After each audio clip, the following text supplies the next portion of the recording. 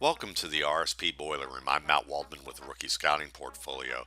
The Boiler Room features analysis that I'd share with NFL decision makers if they asked for a handful of plays that illustrates the talent, skills, limitations, or developmental upside of an NFL prospect. This week's Boiler Room features Baylor wide receiver K.D. Cannon. Cannon's a 6-foot, 180-pound receiver. And we're going to just look at one play, but I think this one play says a lot about what Cannon has to offer and what more he can offer as he develops into a professional. So let's watch this play here. This is a 3rd and 10, 5:25 in the first quarter. Cannon's in the slot on the left side here, and he's got a safety on him. He's had a safety on him against Oklahoma for much of this game, and he's burned him big time. And a lot of it has had to do with matchup advantages with the scheme. But of course, Cannon has the speed. He has the skill to track the ball well, makes plays with his hands, and we're going to show you a lot of that right here. So let's watch the play.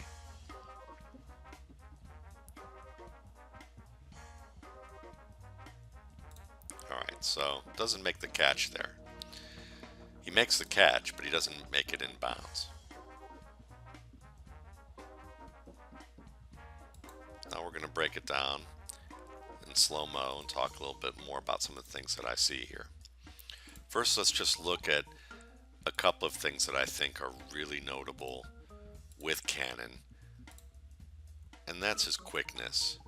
You can see off the bat that he understands that he needs to be able to attack downhill and threaten the defender vertically, and he gets those pads over the knees. He's selling the vertical route immediately. You like that pretty much on every route that you run, is to have him attacking, and he does it with that good speed and pace.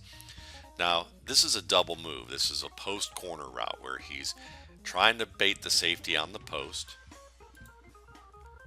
and you can see him veering inside and then turning and breaking outside on the corner route. And he's tracking the ball well. He's where he's supposed to be.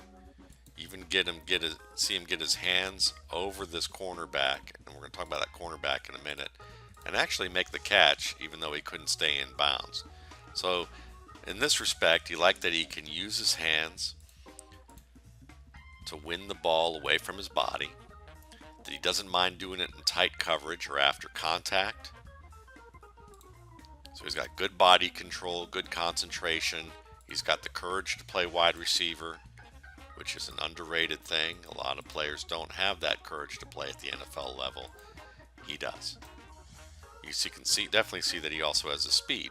But this play is well covered, and I'm going to tell you why. First you look at it and say, well, the safety here did a good job of never biting on the inside post.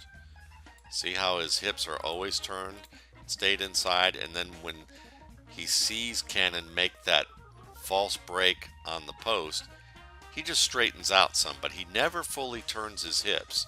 He's not buying the inside move all the way, and that gives the safety optimal position to stay over top and be a part of this play.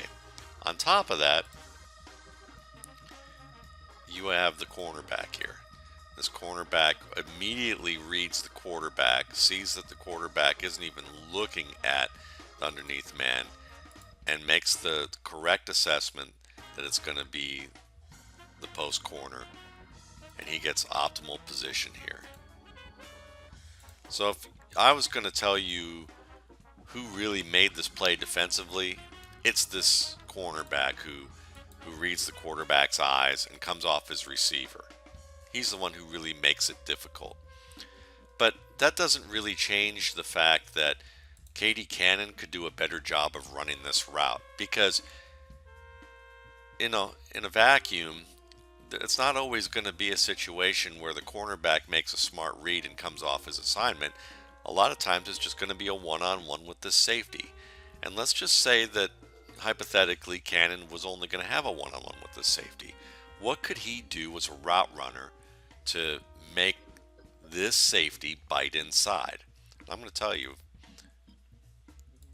See that turn inside here? That's his sale of the post. Safety hasn't bought it at all. Here's what he could have done. When he gets right here, this step here, or within the next 2 to 4 steps, this outside leg needs to make a hard jab move to the outside, as if he's already going to take the corner or take the out route. And if he does that in a very violent, sudden fashion with a hard jab with the outside leg, this safety is going to respond to that sudden move of a break to the outside or a break to the corner, and it's going to confirm what he's playing against already. And when he does that, then Cannon is going to make a more sudden turn inside than what he did.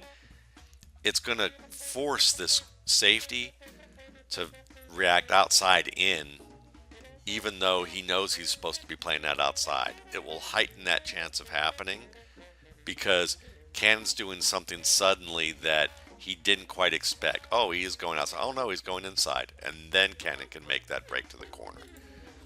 What he's doing right there is just kind of giving a weak turn to the inside and then a hard jab step to the outside.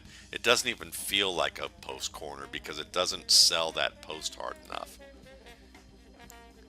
Now the ability for him to do that is here because earlier in this game, Cannon actually beat the safety on the opposite side of the field on a 60-yard touchdown on basically a stop and go route where he did a great job selling the stop route. So let's watch it one more time as a whole, and you can see Cannon sells the stem well. Again, you can see that he's, even in slow motion, that he's got good speed. He doesn't sell the initial route as well as he could. I like that he turns his head a little bit, but he could really jab outside, break inside, turn that inside shoulder, that head inside, and that outside inside move on the first fake route, which is the post, would really get this safety to bite. And then he can make the hard jab outside again, and by this point the safety would have been turned around towards the hash. He does this and he's probably wide open. And also, if he's wide open like that and the safety ends up behind him, if the quarterback makes a deeper throw that Cannon doesn't have to wait on here, it doesn't matter whether this cornerback comes off his wide receiver assignment. The fact that Cannon had to turn around and face the ball also tells you that the throw wasn't exactly perfect either. So there are a lot of elements to this simple play that are fascinating and that also give you an idea of Cannon's talent. I mean, physically, this guy, 6 feet 180, Isaac Bruce type of dimensions and Isaac Bruce type of speed and quickness. And he has that kind of ability to win the ball in the air in tight coverage. You need that in the NFL. Good hand-eye coordination. Love it. It's just a matter about refining those routes. And if he can do that, he's going to be a very dangerous deep threat in the NFL. Thanks again for watching the RSP Boiler Room. For more Boiler Room episodes, you can check out my YouTube channel, the RSP Film Room, or my blog at www.mattwaldmanrsp.com.